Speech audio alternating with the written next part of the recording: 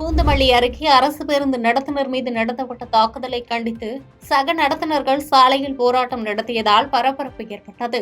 திருவள்ளூர் மாவட்டம் பூந்தமல்லியிலிருந்து 578 எனும் எண் கொண்ட அரசு பேருந்து சுங்குவார் சத்திரம் வரை தினசரி பயணிகளை ஏற்றிக்கொண்டு செல்கிறது. அதன்படி வழக்கம் போன்று பூந்தமல்லியிலிருந்து சுங்குவார் சத்திரம் நோக்கி சென்று கொண்டிருந்த அரசு பேருந்து இருங்காட்டுக்கோட்டை பேருந்து நிறுத்தத்திற்கு ஆட்களை ஏற்றிக்கொண்டு சென்றது.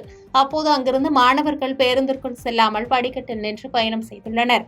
நின்று ஆட்களை ஏற்றிக் கொண்டிருக்கும் பொழுது மாணவர்கள் பேருந்துக்குள் ஏறாமல் படிக்கட்டில் நின்றபடி பயணம் செய்துள்ளனர். அப்போது பேருந்திற்குள் வந்து நிற்குமாறு படியில் நின்றவர்களிடம் பேருந்து நடத்துனர் நாராயணசாமி அறிவுறுத்தியதாக கூறப்படுகிறது.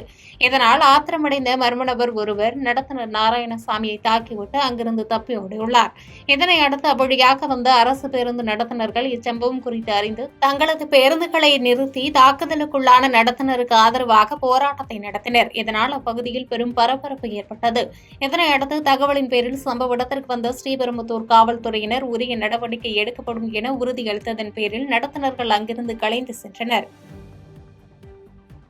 பாதகம் செய்பவரை கண்டால் நாம் பயங்கொள்ளலாகாது பாப்பா, மோதி மிதித்து விடு பாப்பா, அவர் முகத்தில் உமிழ்ந்து விடு பாப்பா. அண்மை செய்திகளை உடனுக்குடன் தெரிந்து கொள்ள இணைந்திருங்கள் இயம்நாடு தொலைக்காட்சியுடன்.